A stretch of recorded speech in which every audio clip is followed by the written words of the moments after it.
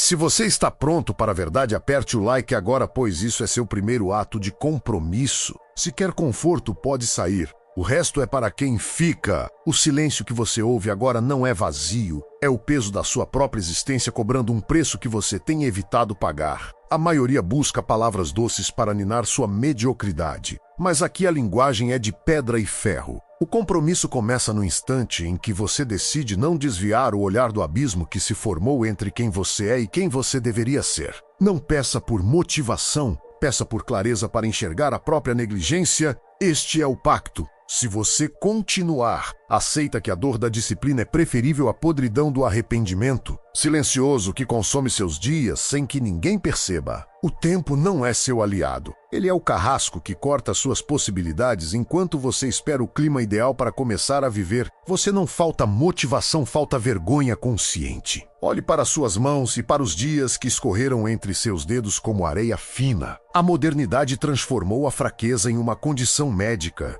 rotulando sua preguiça como um déficit de algo externo. Quando a verdade é que você perdeu o respeito pela própria imagem no espelho. A motivação é um fantasma que aparece nos dias de sol, mas a vergonha consciente é o fogo que arde na geada da madrugada. É o peso no peito ao perceber que o tempo não volta e que sua dignidade está sendo trocada por dopamina barata e distrações efêmeras. Sentir vergonha não é um erro. É o sistema de alarme da sua alma avisando que você está morrendo antes do tempo. É o reconhecimento brutal de que você se tornou um espectador da própria ruína, aplaudindo a vida alheia enquanto a sua própria se torna cinza e estéril sob o sol do meio-dia. A razão muitas vezes se torna o esconderijo predileto dos covardes. Você usa o intelecto para mapear desculpas tão sofisticadas que elas parecem planos estratégicos. Analisa demais porque agir exige um esforço que você desaprendeu a sustentar. Essa estagnação intelectualizada é uma forma de suicídio em parcelas. Você diz que está estudando o terreno,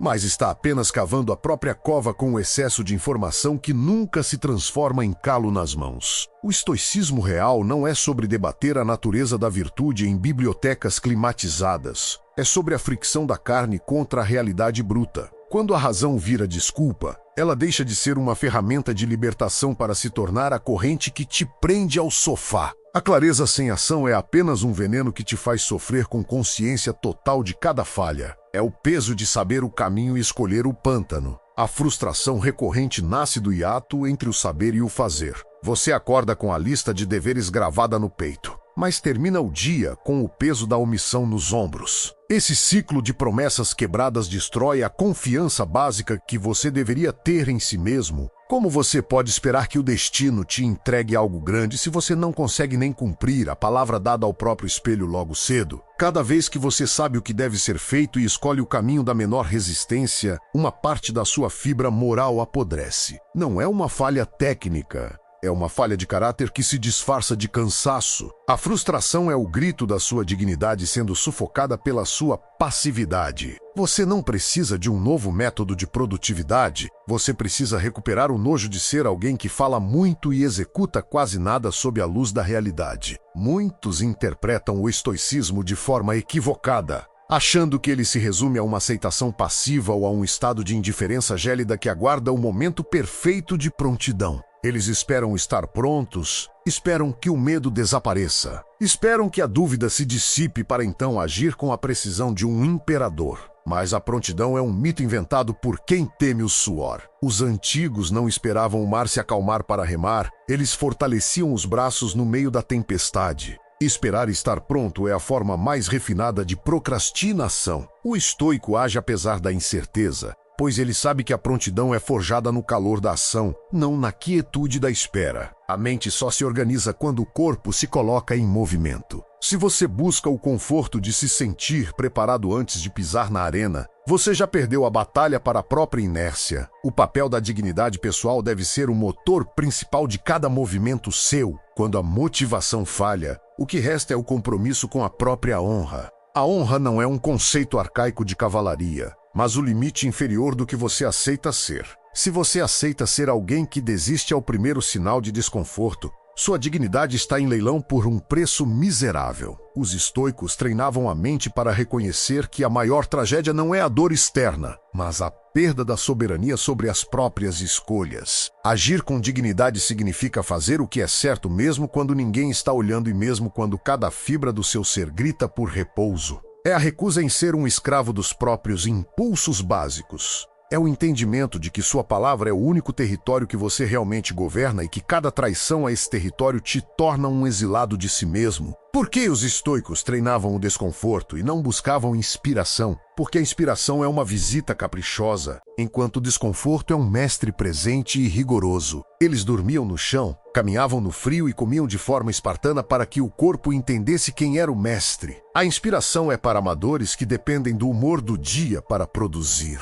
O profissional da vida, o buscador da força, depende da estrutura que construiu na privação. Quando você se submete voluntariamente ao que te incomoda, você retira o poder que as circunstâncias externas têm sobre o seu estado de espírito. O desconforto voluntário é o antídoto para a fragilidade moderna que desmorona diante de um contratempo trivial. É a vacina que te torna imune às oscilações do destino, garantindo que sua vontade permaneça intacta quando o mundo ao redor decidir desabar. A analogia é simples e brutal, o corpo só muda sob carga. Sem o estresse do peso contra a fibra muscular, não há crescimento, apenas atrofia. A mente segue a mesma lei absoluta. Se você protege sua mente de qualquer esforço, se evita o confronto com suas falhas e se esquiva das tarefas difíceis, sua psique se tornará flácida e inútil. A mente precisa da carga do dever, do peso da responsabilidade e da pressão do tempo para desenvolver a musculatura da resiliência. O conforto é o solo onde a mediocridade floresce. Cada dificuldade que você enfrenta não é um obstáculo ao seu progresso, mas a resistência necessária para que você se torne mais forte.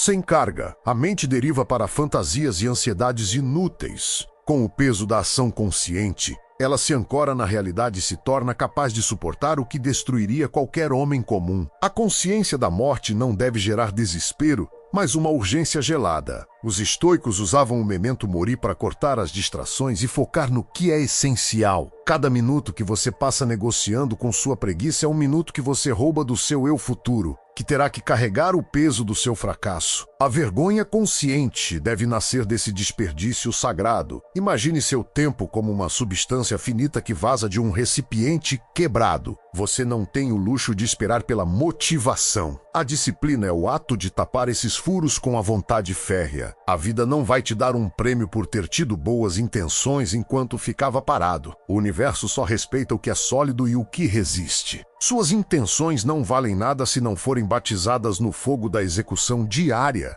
Sem pausas, sem lamentos, apenas o cumprimento seco do dever que te cabe. O vazio que você sente no peito ao final de um dia improdutivo é a sua alma exigindo o seu potencial de volta. Não tente preencher esse vazio com entretenimento ou comida, pois isso é como tentar apagar um incêndio com gasolina. Esse vazio é sagrado. Ele é o espaço onde a disciplina deveria estar habitando. Aceite a dor desse vazio como um lembrete de que você ainda está vivo e que ainda há tempo para lutar. Mas o tempo é curto. A vergonha consciente deve ser o chicote que te tira da inércia, não para te punir, mas para te salvar da obscuridade de uma vida não vivida. A dignidade se reconstrói tijolo por tijolo, tarefa por tarefa, recusa por recusa. Cada não que você diz ao seu eu fraco é um sim para sua soberania pessoal. Não há atalhos, apenas o caminho estreito e frio da verdade absoluta sobre si mesmo. Se você ainda está ouvindo minha voz neste ponto, você não é como a maioria. A maioria já desligou nos primeiros minutos porque a verdade dói mais do que a mentira confortável. Se você chegou até aqui, é porque algo dentro de você ainda se recusa a morrer na mediocridade. Você reconhece o peso das minhas palavras porque elas ecoam a conversa que você tem tentado evitar no silêncio da noite. Você não está aqui por entretenimento. Você está aqui em busca de um choque de realidade que te devolva o controle sobre seus próprios dias. Este é o momento onde a teoria termina e o processo de endurecimento começa. A consciência que você despertou agora é uma ferramenta poderosa, mas ela se tornará sua maior tortura se você não a converter em ação imediata. O filtro foi aplicado e apenas os que possuem a semente da disciplina restaram para o ultimato final. Se você faz parte da minoria que busca a verdade, comente estoicismo agora. Não saia como um fantasma, deixe sua marca. Se quer mais disso, inscreva-se. Aqui não há atalhos, só o processo. A forja continua. Sua jornada não termina ao fechar este vídeo. Ela começa no momento em que você decide qual será o seu primeiro ato de disciplina hoje. Não espere por amanhã. O amanhã é o cemitério de todos os grandes planos que nunca foram executados. A vergonha consciente é seu guia, a dignidade é seu motor e o desconforto é seu instrutor. Honre o tempo que lhe resta. Se você comentou, você selou um pacto consigo mesmo diante desta comunidade de silenciosos. Agora levante-se e carregue o peso que lhe foi destinado com a altivez de quem não teme a carga, mas sim a leveza insuportável de uma existência inútil